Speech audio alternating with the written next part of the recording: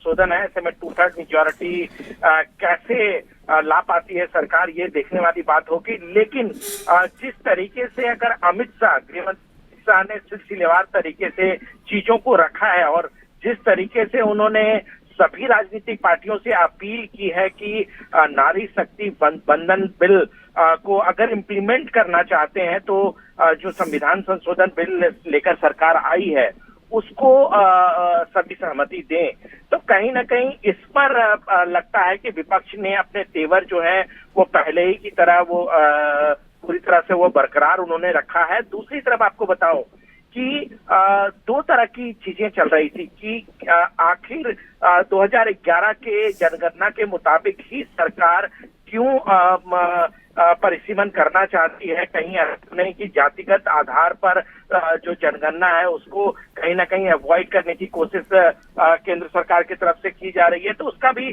गृह मंत्री अमित शाह ने जवाब दिया कि देखिए जनगणना चल रहा है, ऐसे में किसी भी तरीके से उसमें कोई बदलाव, जो जातिगत आधार पर जनगणना है उस पर कोई बदलाव नहीं किया जा रहा है। दूसरी तरफ पर जो नॉर्थ और साउथ की बातें कही जा रही थी, देखिए एक दिलचस्प घटी जब केसी वेणुगोपाल ने कहा कि 50% सीटों के इजाफा को लेकर भ्रम की स्थिति है, तो अमित शाह ने कहा कि आप 50 सीटें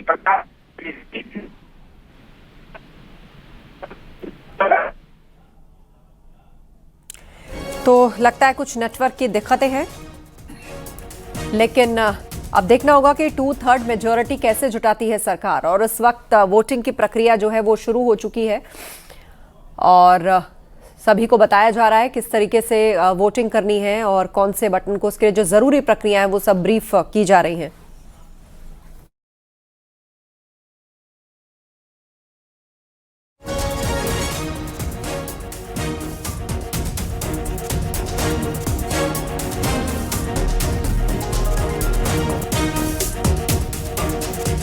मेहमान हमारे साथ जुड़ गए हैं। प्रियंका गुप्ता हैं, कांग्रेस की स्पोक्स पर्सन, और अपर्णा दीक्षित हैं, बीजेपी प्रवक्ता। तो एक तरफ वोटिंग की प्रक्रिया शुरू हो चुकी है। अपर्णा दीक्षित जी, आप ही से ये सवाल कि विपक्ष जो है वो परिसीमन के आधार पर इसका पुरजोर विरोध कर रहा है और कार्रवाई के दौरान भी उसने ये स्पष्ट कर दिया कि इसके बगैर वो संशोधन को मंजूरी नहीं दे सकता। अब 2/3 मेजॉरिटी की जरूरत आपको है। बात तो स्पष्ट है कि ये नारी शक्ति का, ये जो लड़की हूँ लड़ सकती हूँ का ढिंढोरा पीटने वाले 2022 में ये सिर्फ और सिर्फ चुनाव जीतने के लिए इनका इस्तेमाल किया गया था और उनकी एक मंशा नहीं थी। इस बिल में साफ तौर पर समझ में आया है कि इस बिल में आखिरकार इसका आड़ लेकर इनकी अपनी खुद की अपनी क्षमताएं हैं जिसको ये लगातार आगे सामने रखना चाहते हैं, अपनी अपनी इनसिक्योरिटीज हैं जिसको लोग आगे रख रहे हैं। इस बिल को इस्तेमाल कर रहे हैं डिलिमिटेशन के नाम पर। ये बिल नहीं लागू होने देना चाह रहे हैं, लेकिन मुझे लगता है कि उन्होंने, माननीय गृह मंत्री अमित शाह जी ने कई एक जगह बात की है, कई एक नेताओं से बात की, अलग अलग पार्टी की मीटिंग्स की है, पार्टी के नेताओं से बात की है, तो अभी थोड़ी देर में क्लियर हो ही जाएगा कि इस बिल पर क्या होगा। देखिए कहीं कहीं कभी कभी क्या होता है, कुछ जो स्थितियां हैं जो वो तत्काल परिस्थितियां बदल भी जाती हैं, और तो अभी थोड़ी देर में शामिल हो जाएगा। पर मुझे बस ये कहना है कि आज दूध का दूध पानी का पानी हुआ है। इस बिल में सबका विश्लेषण हुआ है इस बिल में, इसीलिए बहुत जरूरी था कि किसके मन में क्या अभी पल रहा है। क्या सच में नारी सशक्तिकरण के नाम पर कांग्रेस हो या फिर अदर अलायंस के, इंडिया अलायंस के जो पार्टनर्स, क्या उनके मन में क्या है कि महिलाओं को आगे बढ़ाया जाए, क्या उनको आरक्षण मिलना चाहिए? आपको सिर्फ और सिर्फ कुछ एक मुद्दे उठा लिए हैं आपने, इस वजह से आप इसका विरोध कर रहे हैं। एससी को तो वैसे भी आरक्षण मिलेगा, उसमें लिखा हुआ है, और ओबीसी का आप लगातार 1996 से लेकर अब तक विरोध कर रहे हैं। आपने हमेशा से बिल का विरोध किया है। ठीक है अपर्णा जी, एक सेकंड के लिए आपको रोकती हूँ यहाँ पर। प्रियंका गुप्ता जी, थोड़ी देर पहले गृह मंत्री अमित शाह ने यह बात कही कि विपक्ष वोट नहीं देगा तो बिल गिर जाएगा, और देश की महिलाएं देख रही हैं कि उनकी राह का रोड़ा कौन है। अब बताइए मुझे। आस्था जी, देखिए मैं सबसे पहले तो कहना चाहूंगी कि देश की राह का जो अगर कोई रोड़ा है तो भारतीय जनता पार्टी है। भारतीय जनता पार्टी लगातार इस बिल को अटकाने, भटकाने, लटकाने, और भारतीय जनता पार्टी इस बिल को रोकने का काम कर रही है। 2023 में पारित हो चुका ये बिल लागू हो जाना चाहिए था 2024 में, और उसके बाद होने वाले हर एक चुनाव में, पर लागू नहीं हुआ। तो वास्तविकता ये है कि सवाल आज भारतीय जनता पार्टी से पूछना होगा कि ये परिसीमन के लिए जरूरत क्या आन पड़ी अचानक जल्दबाजी में। जब जनगणना ही नहीं हुई तो परसिमन की बात कहाँ से आ गई? और परसिमन में आपने जिस बिल में ये मेंशन करना चाहिए था, जिसको आप लगातार कहते चले आए कि 50% सीटें सब जगह बढ़ेंगी, पर आपने उसको बिल में मेंशन नहीं किया।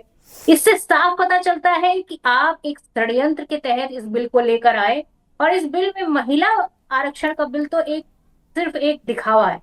हकीकत ये है कि आपको अपने चुनावी क्षेत्र मजबूत करने हैं, इसलिए आप परसिमन करना चाहते हैं। जनगणना में आपको विश्वास नहीं है, क्योंकि आप जनगणना करेंगे तो पता चल जाएगा कि आप कितने यहाँ पर एसटी हैं, कितने एसटी हैं, कितने ओबीसी हैं, सब अपनी भागीदारी मांगेंगे और वो आपको देना नहीं।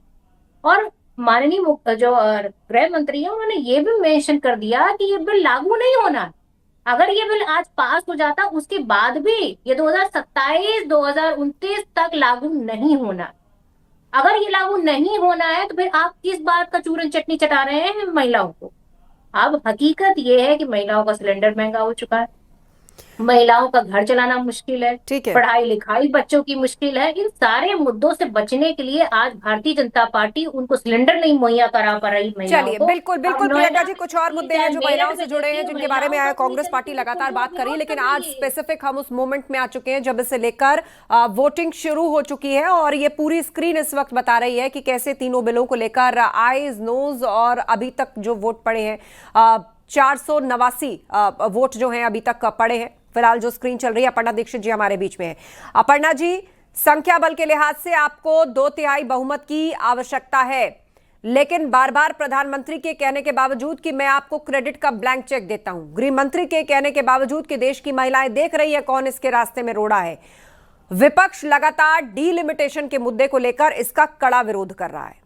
अब यहां से आगे फिलहाल आप भी देख रहे हैं कि नंबर्स किस तरफ जा रहे हैं और 2/3 बहुमत सरकार किस प्रकार जुटाएगी, ये आपके लिए एक बड़ी चुनौती है। वैसे तो अब ज्यादा वक्त नहीं रह गया, निर्णय देश के सामने आ जाएगा। जी बिल्कुल। मैं बस इतना कहना चाहती हूँ, बरगलाने की एक सीमा होती है और एक पराकाष्ठा होती है, लेकिन सारी सीमाएं और पराकाष्ठा आज खत्म कर दी गई हैं। माननीय हमारी जो प्रवक्ता महोदय के द्वारा, इनसे ये कहिए कि नारी शक्ति वंदन अधिनियम में ये साफ साफ इंकित है और लिखा है कि पहले जनगणना है, उसके बाद फिर डिलिमिटेशन है, परिसीमन की प्रक्रिया, उसके बाद ये सीटों का आरक्षण, सीटों का वितरण होगा, उसके बाद ये लागू होगा। 2029 में लागू हो सके, इसीलिए इसको अभी 2 दिन के विशेष सत्र को बुलाया गया है।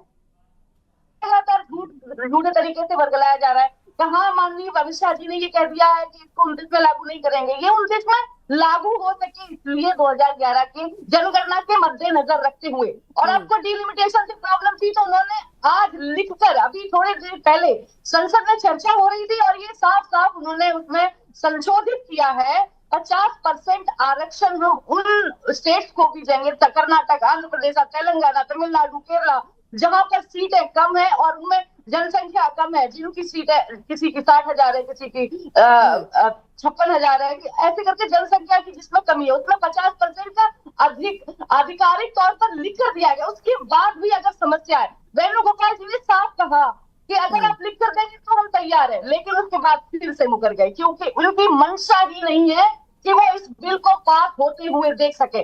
नारियां जब आगे बढ़ेंगी, हमेशा देखा गया है कि आधी आबादी ने माननीय नरेंद्र मोदी जी को, इन्हें डर है कि हमेशा सपोर्ट किया है, वो हमेशा साथ खड़ी रही है, कंधे से कंधा मिलाकर उन्होंने हमेशा ये कहा है कि आप लड़िए, हम आपके साथ हैं। इनको डर है कि ये बिल अगर पेश हो जाएगा तो और ज्यादा आधी आबादी हमारे साथ जुड़ जाएगी और इनकी घट जाएगी, इनकी जो खुद की जो अपनी जो दिक्कतें हैं फिर से आगे आ जाएंगी। इनके अपने ऊपर आत्मविश्वास नहीं है, कहीं ना कहीं इनको लगता है कि हम और गर्त में थे और गर्त में चले जाएंगे, इसलिए इस डर की वजह से उस बिल को पेश नहीं होने दे रहे। ठीक है, हमारे साथ इस बीच निधि यादव भी जुड़ चुकी है समाजवादी पार्टी का पक्ष रखने के लिए। निधि जी, आप बीजेपी की दलील सुन रही हैं, गृह मंत्री अमित शाह ने भी इसी बात को कहा, प्रधानमंत्री मोदी ने भी इस बात को कहा कि आप अपने घर की पत्नी, बहन, बेटी, उन सबको ध्यान में रखकर आज अपनी नीयत दिखाए। देश देखेगा कि किस पार्टी की क्या नीयत थी जब महिला आरक्षण बिल की बात हुई थी। गृह मंत्री अमित शाह ने भी डिलिमिटेशन के मुद्दे को लेकर बोला कि इसमें किसी का भी नुकसान नहीं है, इसमें किसी का पॉलिटिकल फायदा नहीं है और किसी का भी नुकसान नहीं है, लेकिन फिर भी विपक्ष लगातार डिलिमिटेशन को आगे करके इसका विरोध कर रहा है। तो अब बीजेपी कह रही है कि जनता, खासतौर पर महिलाएं देख रही हैं कि किसकी नीयत क्या है। जी। सबसे पहले तो देखिए, भारतीय जनता पार्टी अगर आप कह रहे हैं कि ये महिला आरक्षण बिल लाना चाहती है, तो 2023 में तो ये बिल पास हो चुका था। ये बिल में को एनफोर्स करने की तो कोई हमारी शिकायत ही नहीं थी, ना हमारा कोई विरोध था इसमें। लेकिन जो शिकायत देखिए महिला आरक्षण बिल से नहीं है, विरोध जो भी है और हमारे कंसर्न इश्यूज जो भी हैं, वो इस बात से हैं कि डीलिमिटेशन और जो सेंसस जो आप यूज कर रहे हैं, सेंसस का डेटा, वो 2011 15 साल पुराना डेटा आप यूज कर रहे हैं और आप कह रहे हैं कि आप डिलिमिटेशन उसी के बेसिस पे कर देंगे। तो परिसीमन का जो आप नया बिल लेकर आए हैं और जो आप सेंसस पुराना यूज कर रहे हैं, उससे हमें कंसर्न है। महिला आरक्षण के तो हम साथ हैं। समाजवादी पार्टी महिला आरक्षण अगर किसी ने सबसे पहले लागू किया पूरे प्रदेश में, तो समाजवादी पार्टी ने किया। और आप आज संसद में वोटिंग हो रही है, आप देखिए।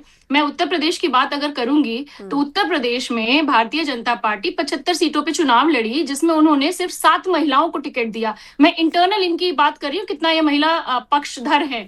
7 टिकट दिए और आज उत्तर प्रदेश में सिर्फ एक महिला सांसद इनकी भारतीय जनता पार्टी के, एक सहयोगी दल की भी है, एक महिला रिप्रेजेंटेटिव है। समाजवादी पार्टी ने 12 टिकट दिए, 63 सीटों पे चुनाव लड़ी और आज 5 समाजवादी पार्टी की सांसद हर जाति वर्ग और धर्म की बैठी हुई है वहां पे।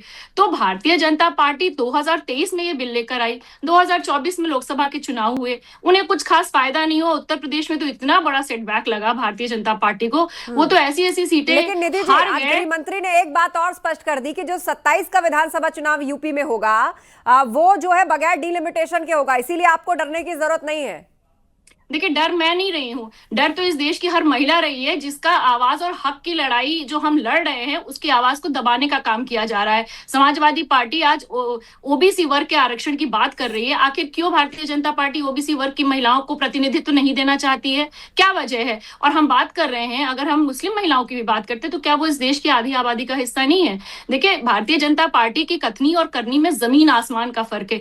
एक महिला सांसद उत्तर प्रदेश से आपका प्रतिनिधित्व कर रही है, ये कैसी विडंबना है? आप देखिए। और समाजवादी पार्टी, हम तो महिला आरक्षण के पक्षधर हैं और हम लगातार पक्षधर हैं, और इसीलिए शायद जो बातें हम रेस कर रहे हैं, आज पूरा देश उसके साथ खड़ा हुआ है।